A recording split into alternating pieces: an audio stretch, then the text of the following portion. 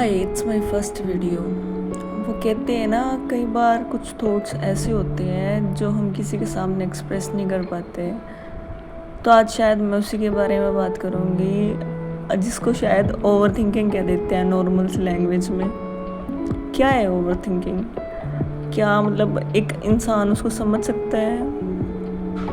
Over thinking को समझना इतना आसान नहीं है। ओवर थिंकिंग में ना एक इंसान एक छोटे से लेवल पे जो प्रॉब्लम होती है उसको इतना बड़ा बना देता है, शायद वो खुद नहीं समझ पाता कि वो प्रॉब्लम थी या नहीं थी।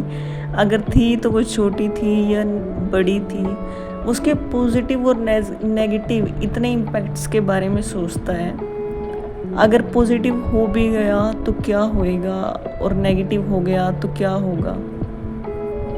हम ये नहीं समझ पाते कि हमारी लाइफ में चल क्या रहा होता है। ओवर थिंकिंग, चाहे हम अपने जो डेली रूटीन का वर्क होता है उसमें बिजी हैं या फिर फ्री बैठे हैं, हम एक बात के बारे में कंटिन्यू इतना सोचते रहेंगे, सोच सोच के माइंड को इतना स्ट्रेस में डाल देंगे।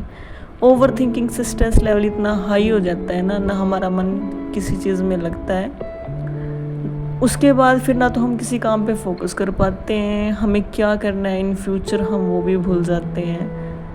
खुद से ही इतने क्वेश्चंस पुट करते हैं हम खुद को, और उनके आंसर्स नहीं मिलते ना, उससे एंजाइटी लेवल इतना बढ़ जाता है। हमारा जो माइंड है वो पेन करने लग जाता है। कह देते हैं ना, हमारे सर में पेन हो रहा है या सर्वाइकल प्रॉब्लम हो रही है। तो ओवर थिंकिंग ना बंदे को अंदर ही अंदर इतना खा जाती है, लेकिन बंदा ना दूसरों को नहीं बता सकता। क्योंकि कई बार ना हम ये सोच लेते हैं शायद कोई बात है जो हम अपने दिल में रख रहे हैं, और फ्रेंड्स को बताएंगे, फैमिली को बताएंगे तो शायद वो इस बारे में क्या सोचेंगे। मतलब वही बात है, एक टॉक्सिसिटी सी लाइफ हो जाती है। हम ना एक अच्छा पर्सन बन के रहना चाहते हैं सबकी नज़रों में। हम ये नहीं सोचते हमारी लाइफ में सुकून है नहीं है, शांति है नहीं है। हर बार बस एक ही चीज़ को देखते रहते हैं कि नहीं हम अच्छे हैं सबकी नज़रों में। हालांकि मैं खुद एक ओवर थिंक करूँ, पर शायद मेरे को लगता है अपने जो थॉट्स हैं वो एक्सप्लेन कर देने से ना शायद एक हद तक स्ट्रेस लेवल और ओवर थिंकिंग बहुत कम हो सकती है। जहाँ तक मैंने देखा है ना, ये मेरा पर्सनल एक्सपीरियंस है। हम जिस भी भगवान में मानते हैं ना, शायद उनका नाम लेने से ओवर थिंकिंग को दूर किया जा सकता है।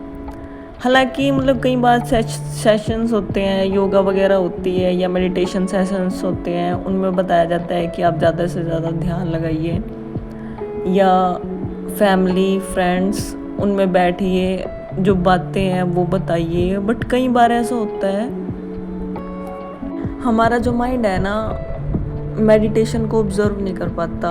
मतलब हम बैठते तो हैं, बट वही फिर कहने को हम ध्यान में या मेडिटेशन में बैठे हैं, पर हमारा ध्यान जो उन प्रॉब्लम्स या वो जो बातें हैं जो हमारे माइंड में चल रही हैं उन्हीं की ओवर थिंकिंग की तरफ चलती हैं। तो शायद दुनिया का तो पता नहीं, बट अपने पर्सनल एक्सपीरियंस की बात है। मैं खुद मतलब परमात्मा का नाम लेने से शायद ओवर थिंकिंग को ना बहुत कम किया जा सकता है। ओवर थिंकिंग में सबसे बड़ा मेन रोल ना सोशल मीडिया का है, क्योंकि सोशल मीडिया की तरफ ध्यान देंगे ना वही चीज़ें हम अपनी लाइफ में एक्सपेक्ट करने लग जाते हैं कि नहीं हमारे साथ भी ऐसा हो, हमारे साथ भी ऐसा हो। पर जो शायद वो रियलिटी नहीं होती, उसमें और रियल लाइफ में बड़ा फ़र्क होता है।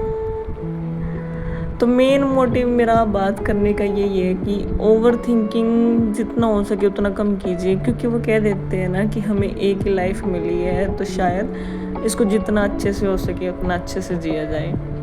वरना वही बात है, ओवर थिंकिंग कर करके हमारी जो उम्र है ना वो एक हद तक घट जाती है। तो ओवर थिंकिंग को ना भगवान का नाम लेके बैठ के अपने आप में जो कमियां हैं उनको दूर किया जा सकता है। और इसका सबसे अच्छा और बेस्ट सोर्स है बुक्स, नोट्स, खुद के बारे में लिखना। शायद वो हमें मतलब स्ट्रेस से दूर करने में बहुत हेल्प करेगा।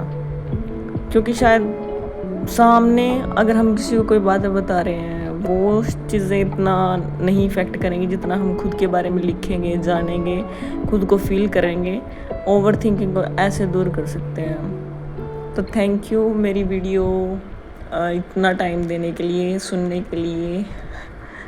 Comment for next topic. Thank you.